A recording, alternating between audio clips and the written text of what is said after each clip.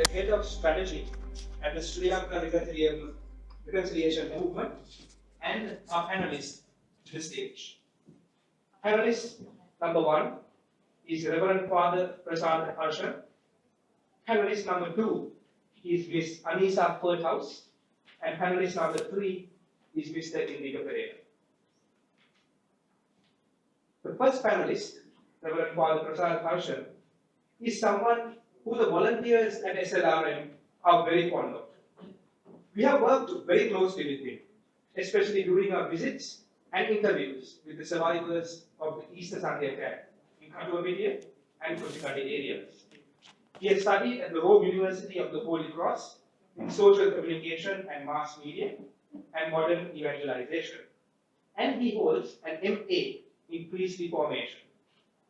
Reverend Father Prasad is from the Kattankudy parish and has served in missions at All Saints Church, Borella, and served as the rector of St. Aloysius' Seminary. He is also the director of the Faith Animation Mission, the director of priestly formation, and a lecturer at the Aquinas University. Thank you for being with us, Father Prasad. You may take the stage.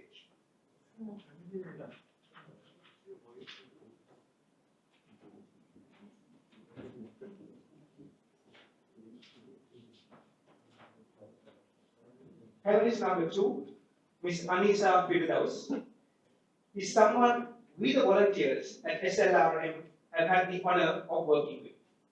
We worked with her on the Other Side documentary series that you just saw. She is a women's rights activist residing in Kattankudy, a vibrant Muslim town in the Batticaloa district. Being a teacher by profession, she is dedicated to protecting women and girls from sexual and gender-based violence. She has implemented training programs for young girls, equipping them with essential skills to combat online harassment and navigate the digital landscape safely. Additionally, she works with women-headed families, particularly divorcees, to safeguard them from vulnerability to abuse and trafficking. Aneesa is actively raising awareness about the critical need for political engagement among women, which has resulted in their success in securing seats at the last local council elections.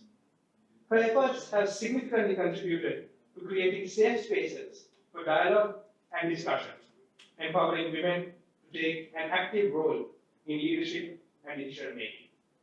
As I said, she comes from the Batticaloa district, which is characterized by its multicultural community, primarily consisting of Tamils, Muslims, and workers. Through her organization, Aneesa actively promotes peace building among communities by networking with other organizations in the district. Thank you very much for being with us here, Ms. Aneesa. You may take the stage.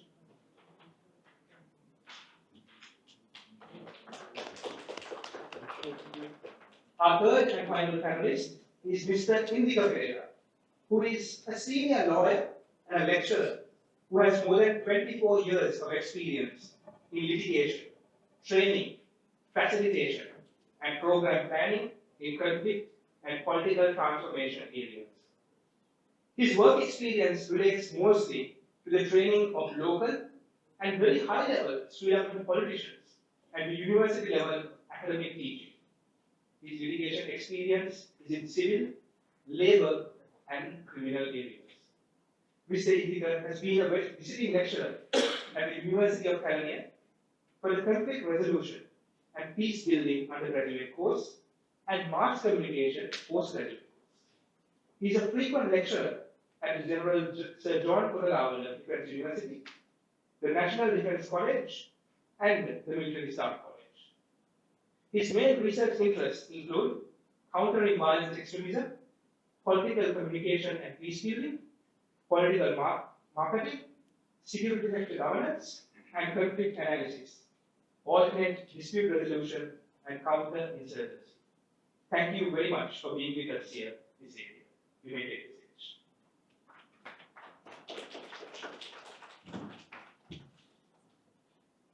stage. So, ladies and gentlemen, please join me in welcoming our panelists. Maybe give them another round of applause. So they will be sharing their insights and engage in meaningful dialogue, followed by a Q&A session. And with that, let me hand it over to Nahdiya, our moderator, to begin the discussion.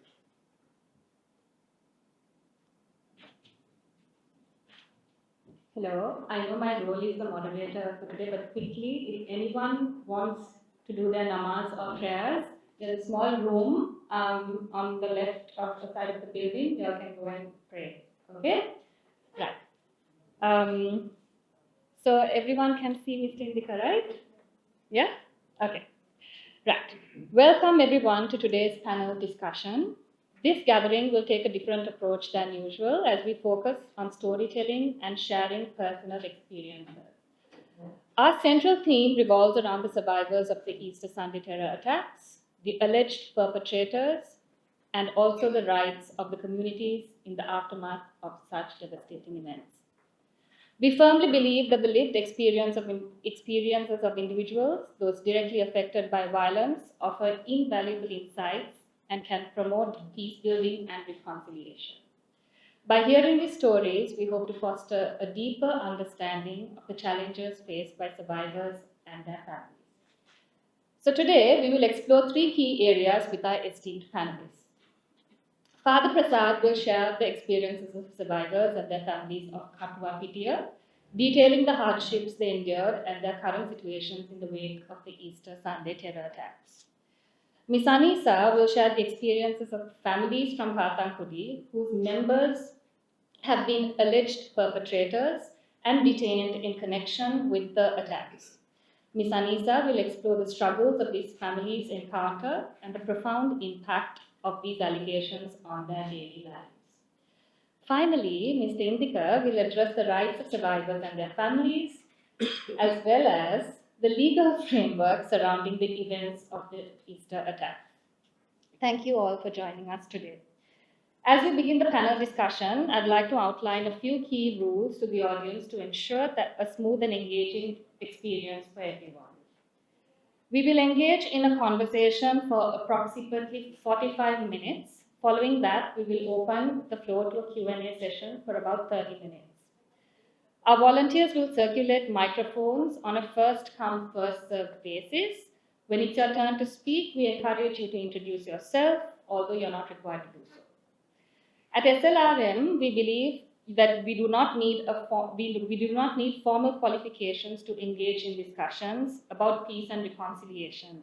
If you choose to share your profession for context in your questions, you may do so, but this is not mandatory. To maximize the number of questions we can address, please summarize your questions to about 1 minute. This will help ensure that we can provide ample time for our panelists to respond. We appreciate your cooperation and look forward to a fruitful discussion. So, I'm going to open the question to Father Prasad. Could you describe your role in Kattankudy after the Easter attacks, particularly in supporting the communities and the victims' families? Can we have a microphone?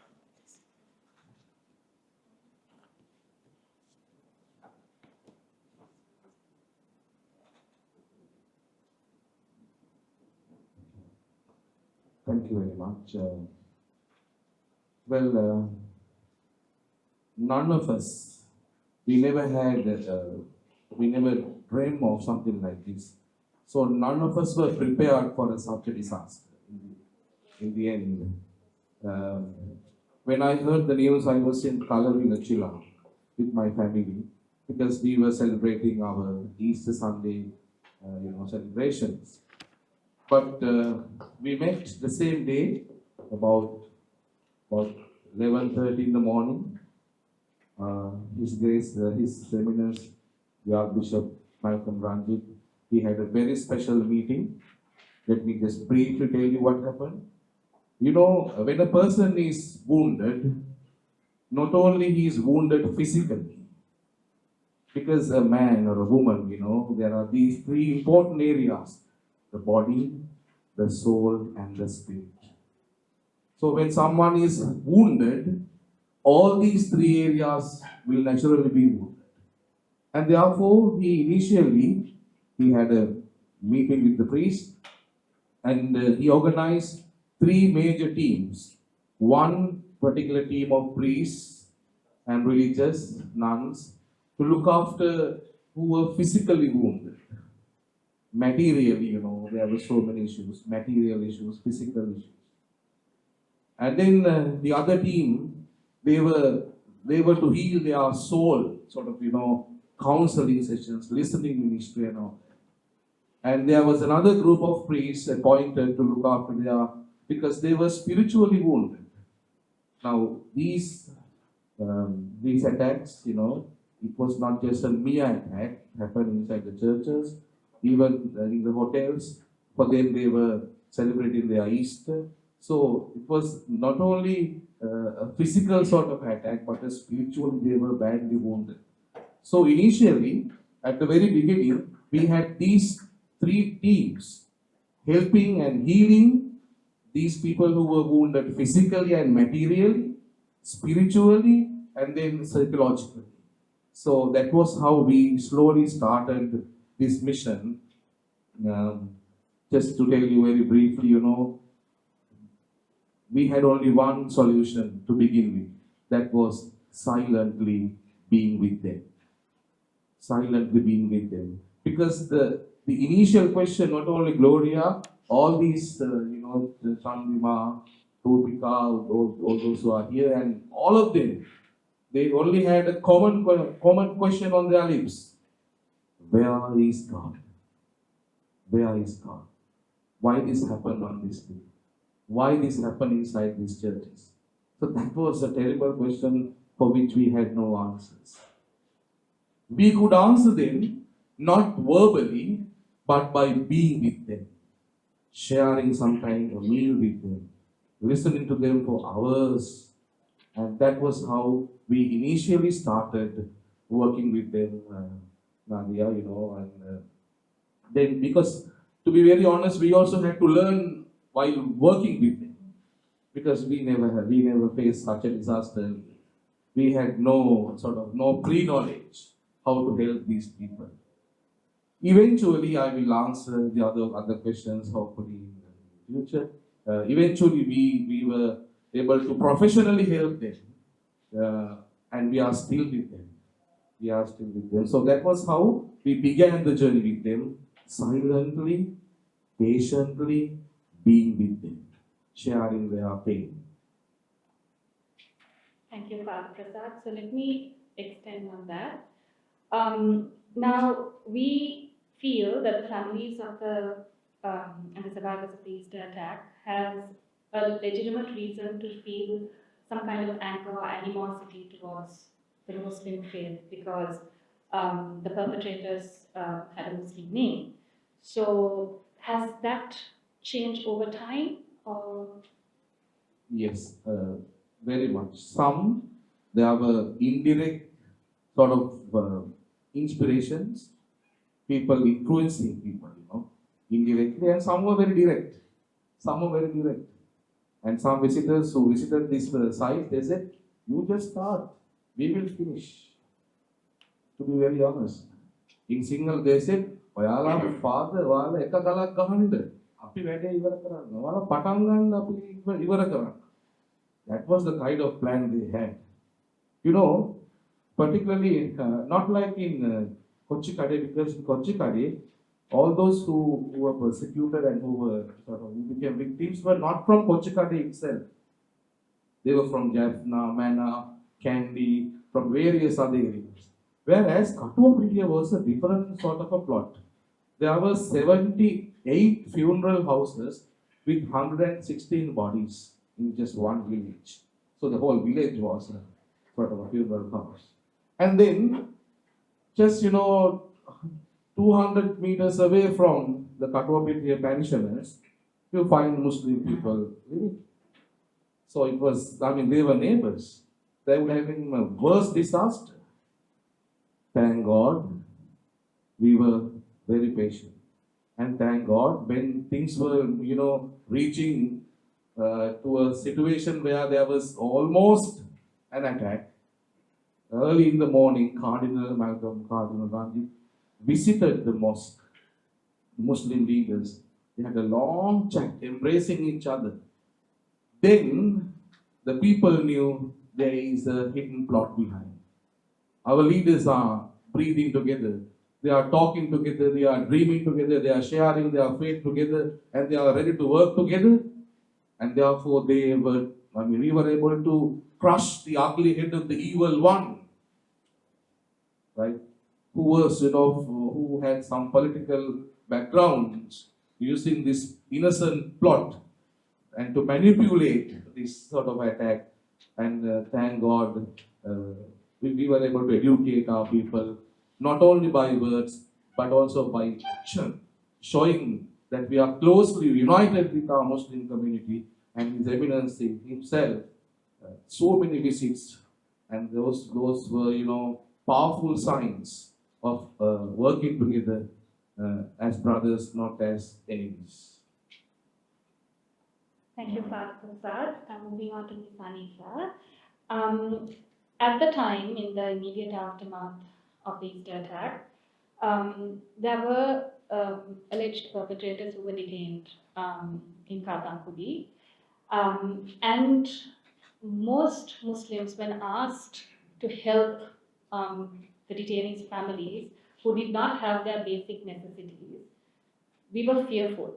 Muslims were fearful because of the fear-mongering that was going on.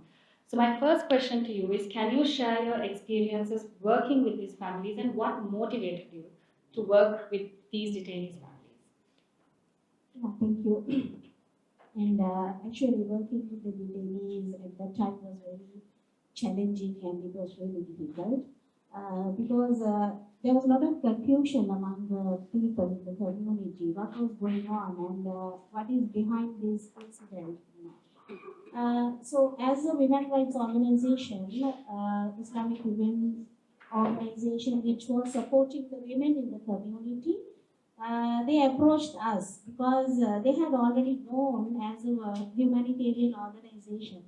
And after the detention of their breadwinners, their male members in the family, they suffered a lot actually.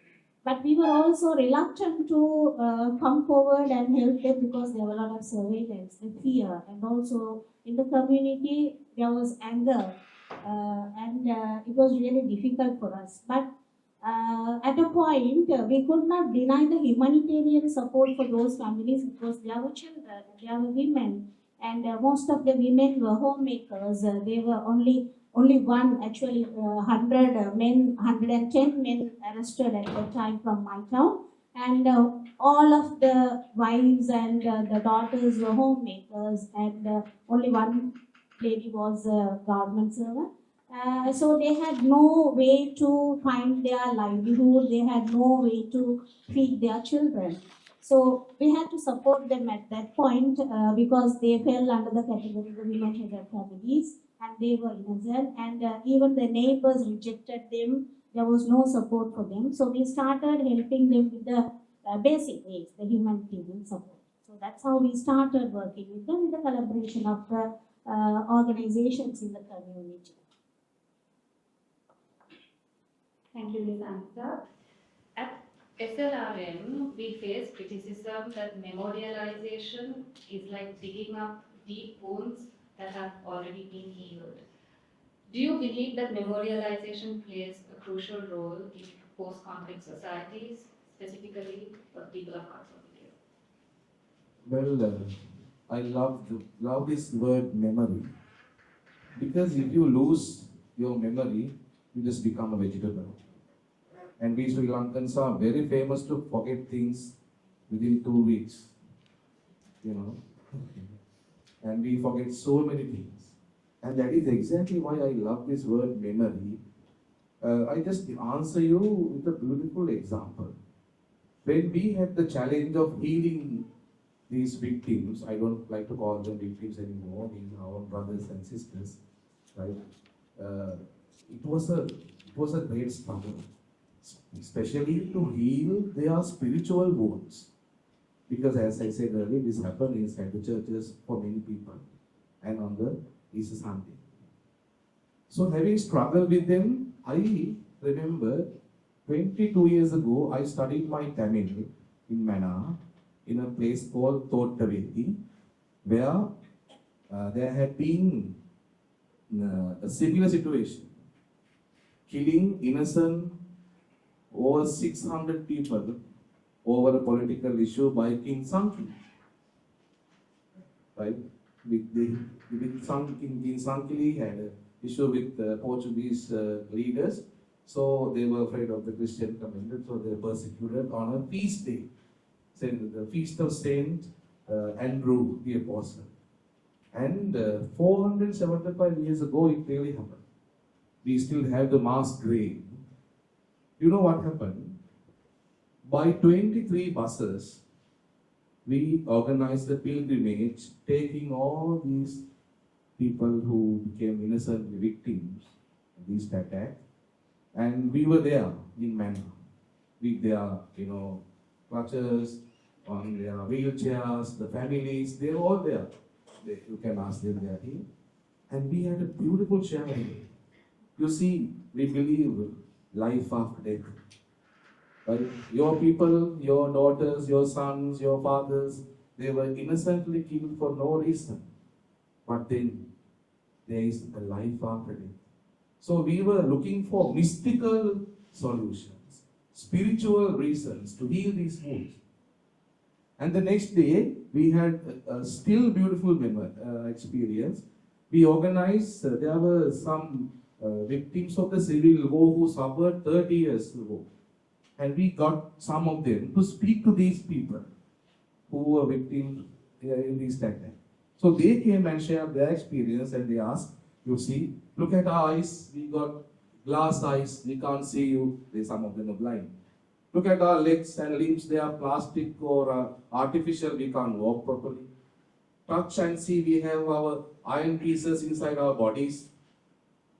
We had suffered 30 long years, but still we never gave up faith. Why? Because of one single attack, you are losing faith.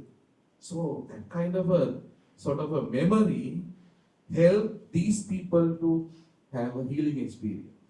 So we are not just, remembering a mere event, By remembering this event, we remember a lot of other things connected. Love, sharing, isn't it? So I would, encourage you to do it every year, and I myself will join. Thank you, Father Prasad. Now, Ms. Aneesa, this is with regard to the women of Kattankudy. There is a lot of sort of belief or concepts surrounding the women of Kattankudy that they they contribute to radicalization because they do not engage with the other communities, maybe because of the way they dress or whatever it is. So is this true, or has it changed, or is there interfaith activities among the women of Kattankudy specifically?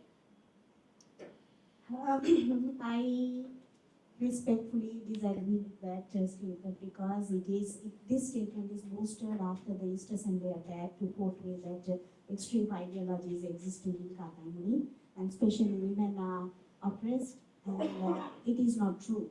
And if you see, like in the 30 years, during the 30 years ethnic war, the communities are divided, and if you see Kattankudy, it is a town sandwiched between two Tamil communities. So during the war time, they had to live in a separate division, and that was there for everyone, in all the communities, you can see. But you see in Kattankudy, Kattankudy people are very warm, and they are known for the hospitality, and women, they are famous. I have to quote here, last week you all would have heard that a young girl, 14 years young girl, who cycled from Kattankudy to Colombo to meet the Prime Minister, to hand over the statement to take action against child abuse and drug abuse. Her mother followed her in a three-wheeler. So these are the progressive women in Kattankudy. So this is an example. And you can see, I was born and brought up in Kattankudy, but I studied in a Christian school. My daughter studied in a convent, and my husband is from Methodist Central College. So we go to the others, mingle with other communities. But the thing is like people are, especially like if you see Kattankudy, people are famous for business, and they live around the island. They mingle with all the communities, but because of this Easter Sunday attack, when Kattankudy people are labeled as Kattankudy, then they are seen as extremists. I had a very bad experience soon after the Easter Sunday attack on 23rd of April. I visited an organization. We have been working with that organization for women empowerment for years. When I entered the office, the girl who was sitting in the front desk, she ran away and hid behind the door because she knew I was from Kattankudy, and I had to stood there for nearly 10 minutes until another staff came and talked to me. Because and then later she came and said, like, as you are from Kattankudy, I thought like I was afraid to face you. So this is the imagination, right? So they are friendly. The Muslim women in Kattankudy are working in the ministries. They are working in several government and private sectors, and they go to the other schools and all. So it's a big thing. Now, there has been a reported promise by the state to rebuild the Zion Church in Batticaloa. Are there specific laws or policies that help to facilitate the rebuilding of institutions destroyed out due to terror attacks? To my limited knowledge, there are no restrictions preventing that kind of things from happening, because the Kattankudy Catholic Church was rebuilt with the support of Navy, and government resources were used. And even when the Malika was attacked 2 times, both times it was the state resources were used, although the specific institution had resources, because Catholic Church is an organized church which has quite a lot of resources, same as the Buddhist institutions or the Zionist church. But the state resources could be used. There is nothing preventing, but what might be there is the political will, the lack of political will to execute that kind of thing. Or sometimes there was this allegation, I don't know how true it is, that Catholic Church want to have a differentiation between the Catholic Church and because this is an evangelical church. But I mean, I don't know how true that allegation is. So the Catholic Church did not want the same enthusiasm or the same energy be used for evangelical church. There was that allegation, but I don't think that is real. But that's nothing preventing that from happening. I can answer that. With regard to this Zion Church, it was Pastor Roshan, and we met him a few times. We visited His Eminence Cardinal Malcolm Ranjit. Twice we visited this Zion Church, and whatever the money we got as donations, we shared with them as well. Of course, rebuilding that particular church is not our duty, because in the Catholic Church we have one way of administrating, because this particular church is his own personal church. There are such many thousands and thousands churches. They have there is no direct relationship with the Catholic Church.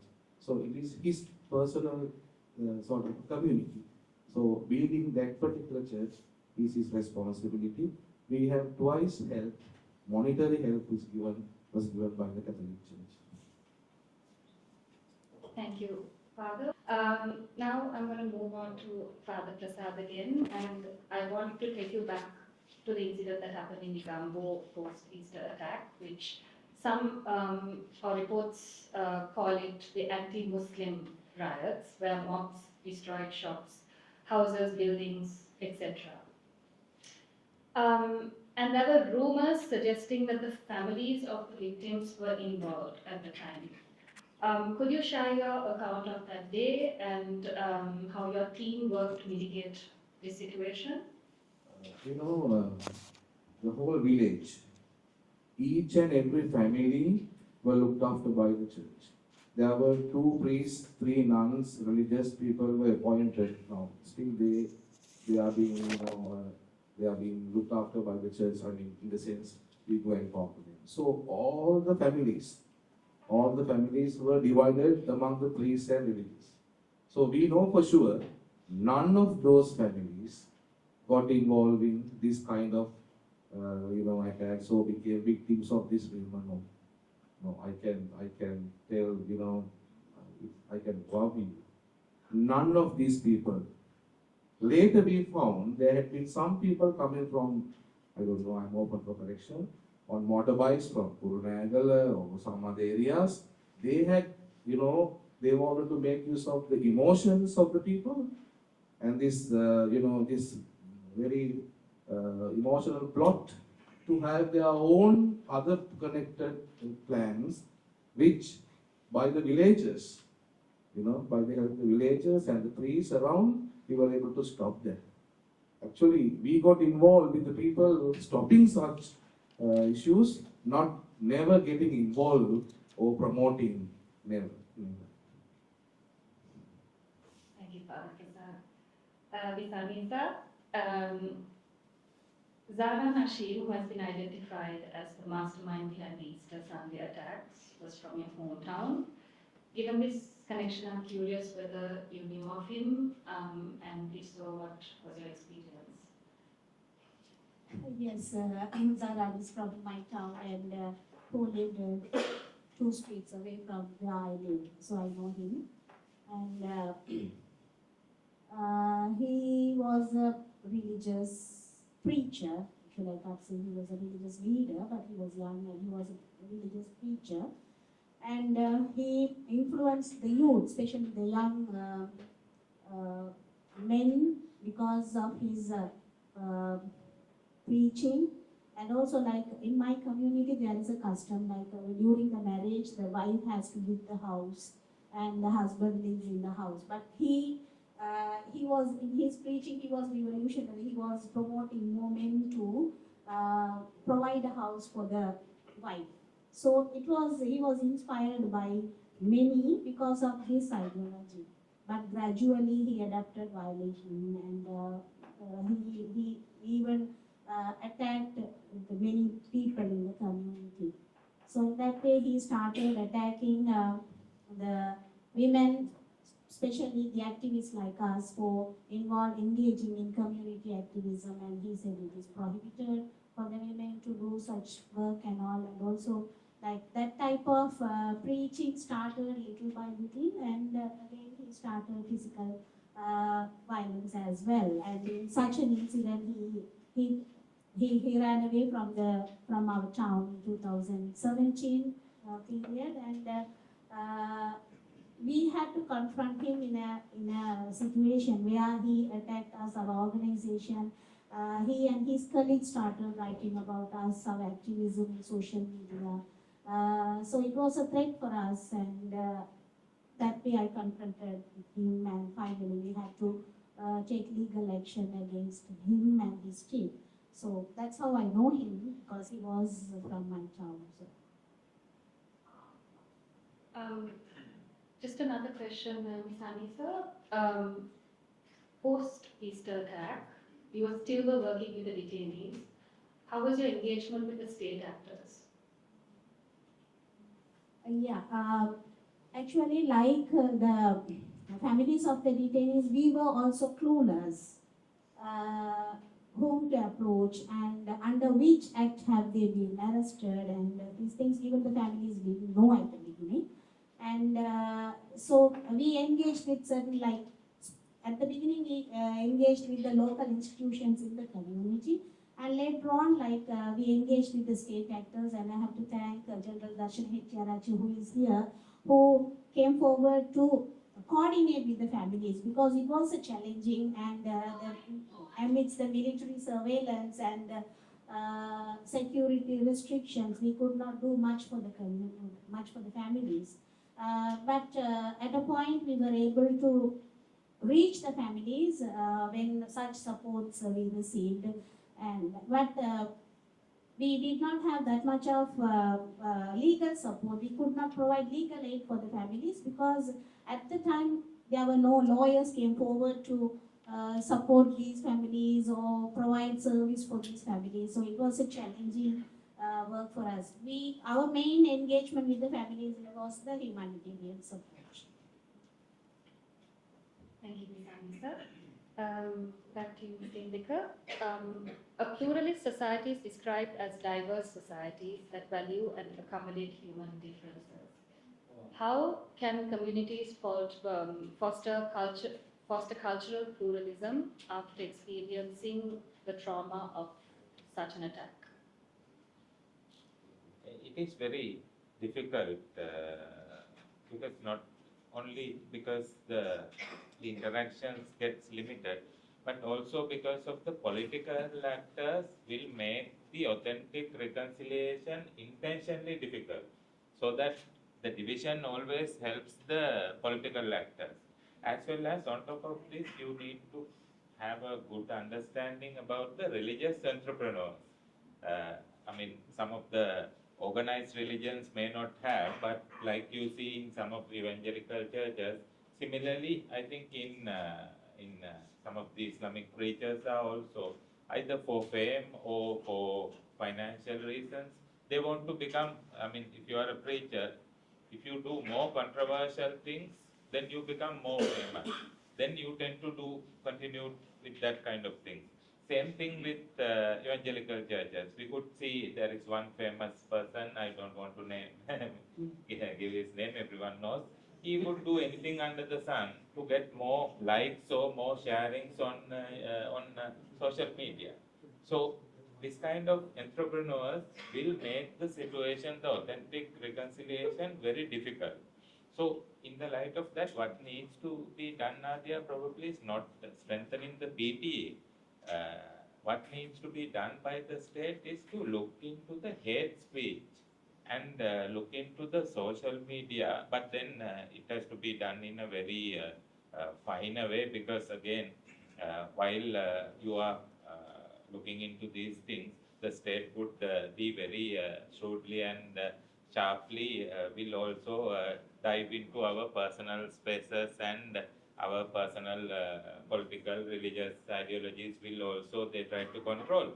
But having said that, having a fine balance and looking into the social media, especially because now social media is the media. There is no social element or there is no new media anymore. It's the thing where even most of the people will kind of like coming to know the news from those. So, and within social media, because of the algorithms, you tend to get what you search for. So if you go into more extremist searches, if you watch more extremist videos, whatever from whatever the religion, you tend to get more of those. And then you tend to believe that the whole world is like what you see. It is not. But I think even in Congress and in many places, they have tried to change this algorithm things, but it has not worked. So we need to think of those things mainly. Thank you. Ms. Aneesa, now I would like you to share maybe a story or two of the families of the alleged perpetrators, detainees, but that we may not be aware of. And maybe include a story about children and the bullying that they have endured post the arrest. Yeah, like the aftermath of this Easter Sunday attack, one group that was affected most was the children of those detainees. And when the external pressure was coming, the children were getting a lot of attacks within their peers, like they were not allowed to sit next to them, and even they were denied. One girl who was 12 years old, she was not given the admission in an Arabic college because her father is detainee, and so they didn't want, because the forces were doing inquiries, and there were a lot of questions among the people, among the detainees' family, so they didn't want to give admission. So that type of stories are there, and I can say two pregnant mothers whose husbands after the detention, one had abortion and one had a stillbirth, and they were longing to have a son. They already had 3 daughters, and they were longing to have a son, and that was a stillbirth. And she narrated the story that how she felt when she could not even show the baby to her husband, because they had shared a lot of things when they have the son. So that type of things are there. And also the struggle of the women, when the women were detained, like with the children, 10 ladies were detained after the attack, and they had 10 and 12 months babies, and they took the babies with them when they were arrested. And the story of those children is really difficult. And after that, the mothers were not released, but the children were given to their families. And when they came, they were learning some Sinhala words, and they became in the family, they were introducing the words what they learned from the others, and they didn't want to mingle with the other family members. And also there were a lot of unexpected, unforeseen stories behind those children's struggles. And also the women, most of the women had not gone out, and they didn't have exposure to the community at the beginnings. They were living in their house, their husbands were feeding them, but they had to come out all of a sudden. And while carrying that burden, they were arrested, and so the whole family was in a confusion what to do next. So there are so many stories. So when you ask all of a sudden what stories, I am unable to narrate anything. So every family, if you say 100 families, there are thousands of stories behind those families. And in one family there are 5 children, and all 5 children have 5 stories when they come from school. They bring a lot of sad news. They bring out stories about how they are neglected, how they are isolated. And some children who studied in the schools in other religious school, and they had to leave the school because even the parents want the teachers not to keep the child next to that Muslim child whose father is in detention. So that type of stories are there. Thank you, Aneesa. And how are they coping now? Has it changed over the span of 5 years? Yeah, most of them have come out, they are released. They came on bail and now they are released. But the thing is, even yesterday I happened to meet a detainee, and he was actually website designer, and he designed a website for the National Town Jamaat. That he was hired actually. He made it for payment, but later he was arrested because he did that. And he said they are running behind 5 years. They are unable to cope up with the lost time and the period they lost, because with all these economic crises, they are unable to cope up with what they lost. They are unable to gain what they lost. He said with 2 children, I was a bit settled in life when I was arrested, and now I am unable to find anything. The community, of course, they take us as a part of the community members, but they are not 100% trusting us. They are not giving us any employment. And our children who lost their education and who were affected, we are unable to gain it. And also he said the detainees are trying to forget the painful memories in the prison, but whenever they get calls from the CIDs or when they are called for some inquiries, they are going back to that trauma that they are unable to come out of it. So that type of struggle they are having, and and also like the mosques, some mosque committees are not including them. Still they are exempted. So that is the struggle they are having. They are unable to come to the normal life here. And also like those are the stories of those whose family members are released. But there are families whose husband, one mother whose son died in the prison, another one is still in detention. So she lost her mother, and the sons couldn't come to the funeral, and so they are unable to manage the trauma and anxiety. So that is the situation. Thank you. And Father Prasad, how are the survivors coping today? I think most of them, I mean, you can't heal them fully. Any one of you would agree with me. But they have started a new journey. For example,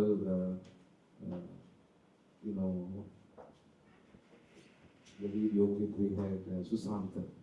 He lost his 3 children and wife, and he was left alone. He said in the video also, I am just walking dead body. And somehow, with the grace of God, working with him, he married again. And he got a beautiful little daughter, and he gave one of the names of the daughters he lost. So now he is in overseas working. And also Anusha, who lost again the 2 children and husband left alone. She also married again, thank God. So they are, with the help of God and with the help of the neighbors, they have started a new life. Journey is very slow, but they are moving. They are moving. You can't sort of, heal them fully.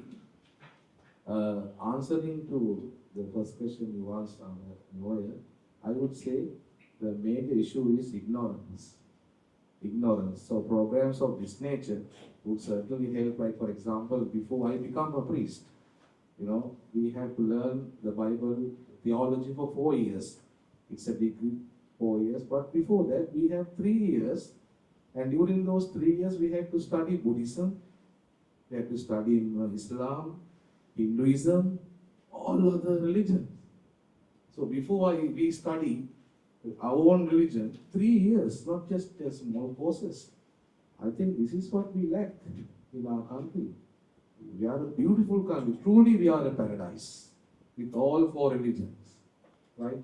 Unfortunately, we have not yet found that precious identity, how to be united together, It's all ignorance. Though all these things should be put in our school textbooks, and we should have a lot of sharing things in common.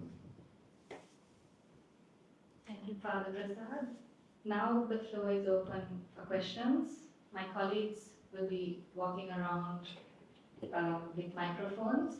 So please raise your hands if you have any questions.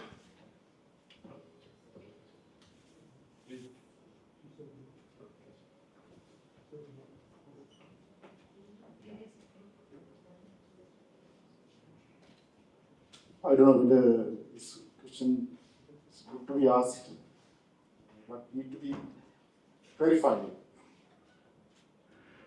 I have heard there's some saying, Valvala Valvala. Yeah, just in discussion to Ms. Hanifa, if you appreciate, if you could say something, something Islam term, or what's the actual meaning of that? Alvara. Alwala, Valbara. No, I think, I think you can speak to Professor after this meeting. I will give a very quick explanation. So, Alwala Valbara is the foundational ideology of ISIS or the Islamic State. It is misinterpretation of religion, of Islam. So Alwala Walbara means hatred to non-Muslims and love for fellow Muslims. But it doesn't exist in the Quran or in the Hadith. It doesn't exist in the religious literature. But the extremists have coined this phrase called Al-Wala Wal-Bara to divide the Muslims from the non-Muslims. So this is the most famous phrase used by Zahran, the ISIS branch leader in Sri Lanka, to spread hatred against the Christians and against the Buddhists and other faiths. But I want to share with you that many of our Muslim colleagues, many of our Muslim preachers don't know about Al-Wala Wal-Bara because Zahran's ideology didn't have so much of traction. He preached very discreetly using cells. But unfortunately, this ideology is quite widely spread in certain countries in the Middle East. In Asia, it hasn't gained so much of traction. Now that our DIG from Ampara, DIG Damayanti, raised this question, I want to say that it is so important for the Muslim religious leaders and clerics constantly to rebut these extremist narratives, because these narratives have no basis in Islam. Islam, if you read the real text, it largely spreads moderation, toleration, and coexistence, very much like Christianity or Hinduism or Buddhism. That's why I think events like this are so important, so that rather than leave everything for government to do, the civil society, the religious and the education institutions should play a frontline role. For this, I want to thank especially our colleague from the Canadian High Commission for their assistance to convene important event like this where we can discuss these issues. Thank you. If you permit one question, because I worked in Ampara, all the three communities living there, there are a number of good my friends, Muslim friends. But still I feel a big issue with the Muslim community. That is madrasa schools. There are some personal private schools. And the main teaching is exclusivism, not inclusivism. They are not allowed to think about other things. Yeah. They can't argue. They are just like teaching like a parrot. I think this issue should be answered by your own community and by the leaders, especially. There's government responsibility also. And because we had a bad experience, as you emphasized, decades before we lived together, we had a problem with the Tamil because of this state issue. But with Muslims, decades before we lived together, we had a good harmony with each other. But still, this issue is not finished. The problem is this exclusivism. Actually, we should answer this issue. If not those kind of bad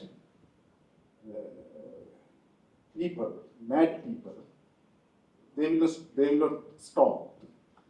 Even now, just 1 week before I came here, still now, especially in this Saindamadu, those areas, Kalmani, still that one is practicing.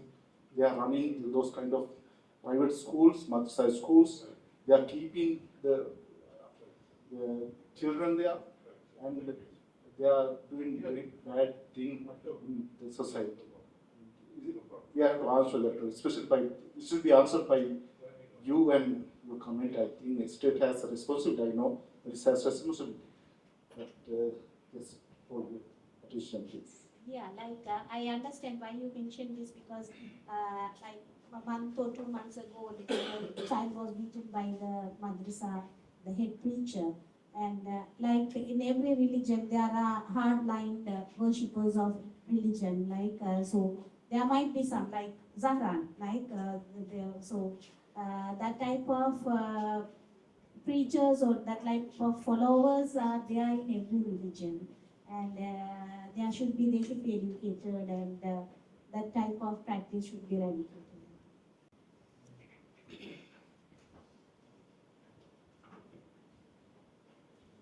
I think we have another Matt.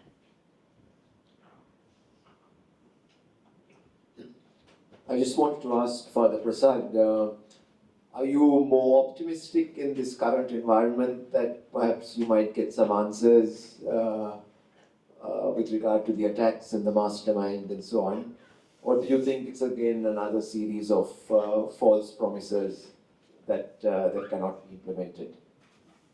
I would say we are too early to pass any comments on the matter. But listening to our sister here, both sides, both the sides, there are people who are still suffering. And the only answer would be, yes, we are doing a lot of groundwork, trying to heal them, being with them and all that. But, we should also know the truth. And therefore, knowing the truth, when they are aware of the truth, naturally they will be healed. And that is exactly why we from the Catholic Church have been working for the last 5 years, keeping this struggle alive at every encounter and doing the best possible. I must, remember here his name was Malcolm Ranjit. He had to suffer a lot of political persecutions. His name was tarnished, so many things. Perhaps you might not know what is happening inside. He can't visit sometimes his home. He is threatened, He has to cut down so many journeys. So nobody knows this part of the story, how much he suffered. Why? Because there are others who are trying to cover up the stories. True. And that is why we are still struggling, and we hope. We are Christians, we always live in hope. We hope that something positive might happen at this hour. And we are waiting for it, fighting for it. In the sense, legally, not any other, illegal way of doing it. We trust Sri Lankan law system, and we believe that there is something positive might happen at this hour. That is our hope. Still, for all, we don't trust politicians anymore as the church, because we have suffered enough trust in them. And this has become, in the end, our prayer. You don't believe, my dear brothers, every Catholic church, we have a special prayer. We are praying every Sunday. For the last 5 years, every Sunday we are praying. We have a special prayer. Heavenly Father, reveal to us the truth. And that is why so many things are happening. We believe. Thank you. We can take maybe a question now. Faisal, you want to go? I'm Joyceton on behalf of Angels Batticaloa. So, Father, as you said, yes, still our victims are suffering. The day before yesterday also I received a call from Kaushik.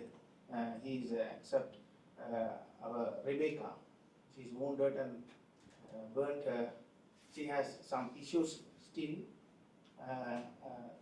in between the brain nerves. There's a tumor. So we also praying for their life. She got married, but still she is suffering that. And also I'm not criticizing. I'm not pointing anyone here, but Zion Church is under main church of Lighthouse Church. It's under act of 3 churches of Sri Lanka. So we also, it's not, it has not been rebuilt and handed over yet, as you said.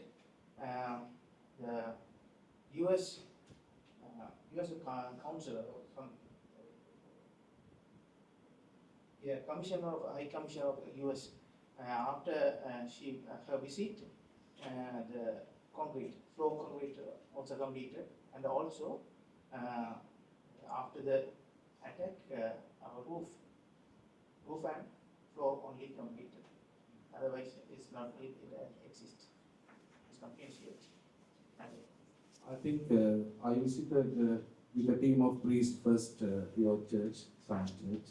We visited Sam Church myself with a team, and we had, you must know. You know, another thing, if you ask, recently some of you came and asked some photos, some videos, how we have been working with it.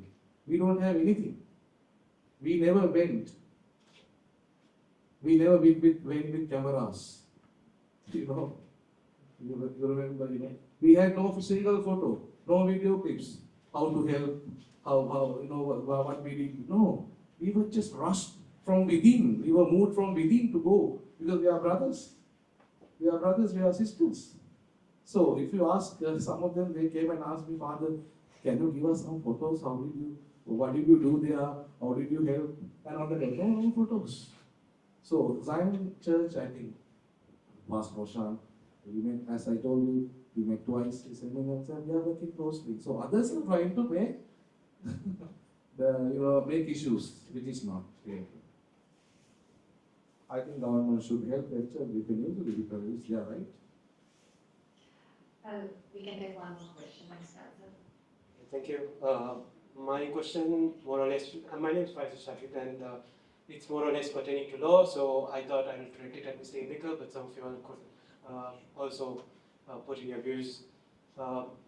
There's a bunch of statements I first wanted to make just to clarify the situation first. After the Yapalia government came in, there were 3 offices that were set up. Office for the Missing Persons, Office for National Unity and Reconciliation, and Office for Reparations.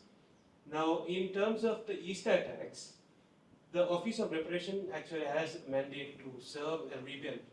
If they allocated funds to rebuild the houses of politicians after the Aragale attacks, why couldn't they allocate funds to rebuild the lives of the people who were affected by the Easter attacks? Now, this is one question that I've always had. Apart from that, now we also spoke about communal politics. Communal politics, we speak of it as if it's new, but it's not new. For example, SWRD Bandaneka started the Sinhala Mahasabha in 1937. The Muslim League existed since the 50s. The first party to exist was the Tamil Congress. And these are all communal parties, and they always advocate now. See, for example, the Donamo Constitution was delayed by 4 years just because of communal politics. I mean, we were the first country to get universal franchise, but that was delayed by 4 years because of communal politics. We've had this for centuries. I mean, it's a brand of British politics that continues to exist today. So we've had this issue going on for so many years, and we still not found a solution to this. And this is the problem that we need to solve. And further to this, you said we need more of a solution to hate speech. We already have. I wrote an article about 10 years ago, and it reflected on the laws. I think this is very important that people learn about these laws, because we already have the laws. It's the implementation that is lacking. So we've had one in the section 79 of the police ordinance speaks about preventing any kind of threatening or hurtful language, or any kind of language that affects religious intolerance. Now this is in the police ordinance. The section 291B of the penal code, or if you talk about the ICCPR Act, which has been regularly used to victimize people, is also against hate speech. But we don't employ these for the right reasons. And we've had people use these threatening language in the past. Yeah, sure. Yeah, the problem. Yeah, I'll just finish with this point. I mean, we don't use this. Now. See, we've had for example, Venerable Aneesa Firthouse has been named in the report, the East Attack report which was submitted. But he has not. Basically, he wasn't called for any kind of investigation, or he wasn't held accountable for anything. We've also had politicians of the ranks of Rauf Hakim and other people in his party, Shifty Farooq, being named in the report, and we also have Rauf Hakim sitting in the Parliamentary Select Committee. Why is this happening? I mean, why isn't this a controversial factor that people aren't considering? People aren't aware of this. So I'd like your insights on this. I'm angry as you are. And sometimes angrier as well, for my age. But I have never been a representative of any government. Hopefully, I will never be also. So, unfortunately, I am not in a position to respond representing previous or existing any government. But as a common human being, as a fellow victim, I would say, being a Sri Lankan, that I share the same anger, as well as the selective nature of implementing laws. We tend to see that certain, not even certain, you mentioned certain laws related to hate speech and connected matters. No, forget that. Get all the other criminal implementation of, even on fraud. If you are a friend of a higher person, the way of implementing the law is different. Same thing. So forget about all the higher things connected to religion. And all these, you mentioned few names, those are sectarian entrepreneurs or religious entrepreneurs who are doing these things for political benefit or for financial benefit. Those are professionals. So we need to be aware of, although you are saying that we have enough laws, but what we need to have is the more awareness of these new elements of people using these things, why they are using these things. So my personal view is it's okay to be an extremist,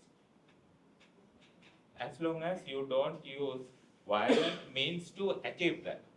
You can be extreme. I might be extremist.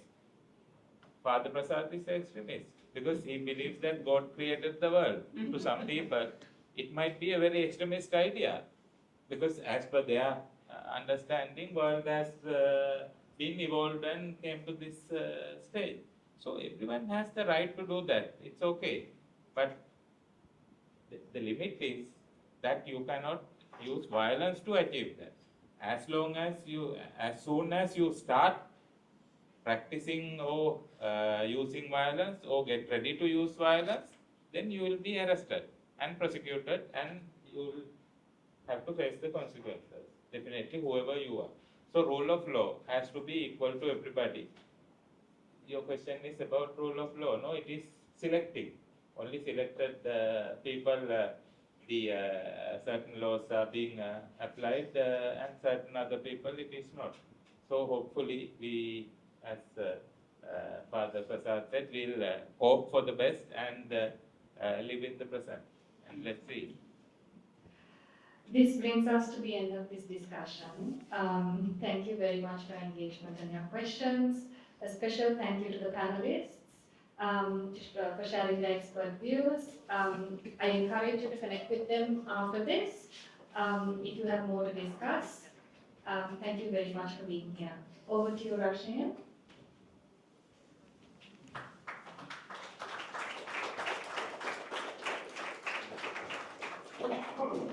Like Nahdiya said, thank you to our panelists for that enlightening discussion and to all of you for your thought-provoking questions.